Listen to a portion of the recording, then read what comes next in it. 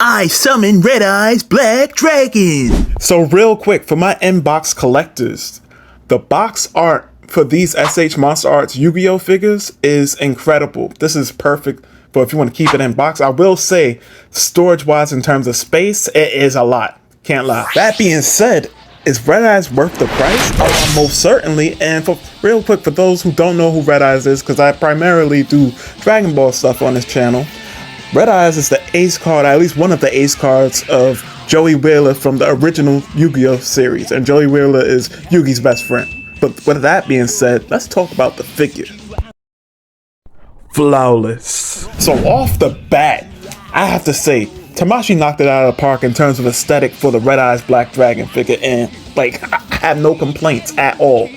It looks like they ripped them right out of the card artwork, right out of anime, whatever you want to say. It has a nice matte black finish and some type of, like, I want to say reddish brown shading in certain areas. It was very subtle. At some points during the recording, I thought it was just my lights reflecting off of it. So I turned off the colored lights and it was just regular white lights shining on it and it was still there. And I was like, wow, this looks really good. The sculpt work, amazing. Everything is amazing. I can't give this figure enough praise in terms of aesthetic. The eyes have a nice metallic red to them.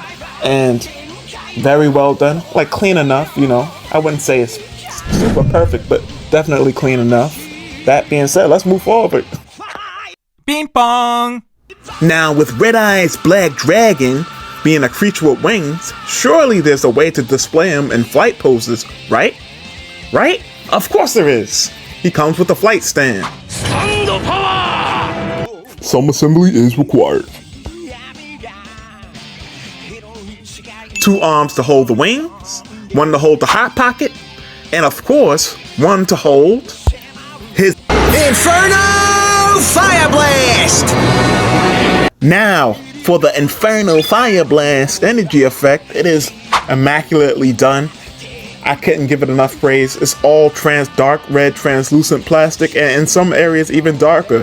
Like to the point where I thought it was like black, you know, dry brushing or something, or some type of dark plastic somehow integrated in there. But no, as I spin the effect around, it's all just dark translucent red plastic. And the zappy zaps are very well done as well. But that being said, last but least, we get an extra accessory, which is an extra set of claw hands. And the reason why I say least is because there's really not a whole lot to it. It's just another set of claw hands that are just more open. Like in toy photography or however you plan to display this, I doubt anybody would notice the difference. At first I was like, what is the difference, until I put them side by side. But you know, it's innocuous, it's harmless, but why? That's all I have to ask. That being said, let's move forward. This is ball joints. The figure, any way you want to pose the neck, you can pose it any which way that you feel appropriate for the particular pose that you want. For the jaw, that's the maximum you can open the jaw. So for the arms, it's very simple. Ball joint at the shoulder. You can't do 360 degree because of the character design. You know, ball joint at the elbow, and then another ball joint at the wrist. The claws are not articulated, but that's fine because you have interchangeable claws, which we already seen. For the torso, once again, because of the character design, unlike Blue Eyes where the armored plating pointed downwards, so you could kind of insert like a crunching forward tech, right here, because it goes upwards, you can't crunch downward pretty much at all. Only movement you have side to side. As for the legs, once again, ball joint at the hips. You spread them about like that much. You can kick forward and backward if you wanted to for whatever reason. And you get double jointed knees, but because of the character design, it's going to be kind of limited, you know? I mean, it can tuck right in. Now, one thing I will say about the legs is that this leg is on a loosey-goosey side of the game. And this leg is fine, but sometimes it'll pop out at this joint here, the top of the double joint. So it pops right back in, but it's kind of annoying.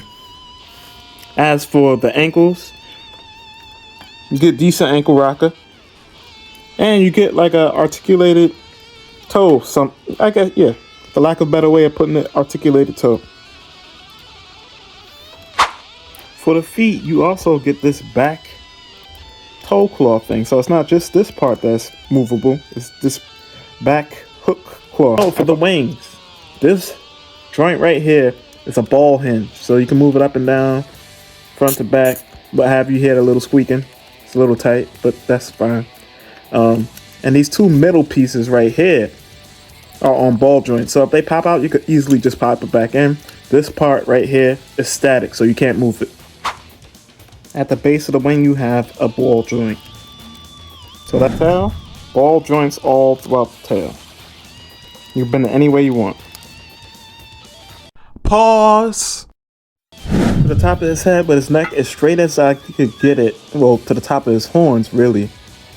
He's really taps out at about 9 inches to the top of his horns. To the top of his head, about 8 inches. From the end of his tail to about the tip of his beak mouth, about 9.5 inches. As for his wingspan, it is about, I'm gonna say, as you can see, the full ruler doesn't measure the whole thing, so give or take 2 inches, 2.5 inches on the other side, so that's about 14.5 inch wingspan.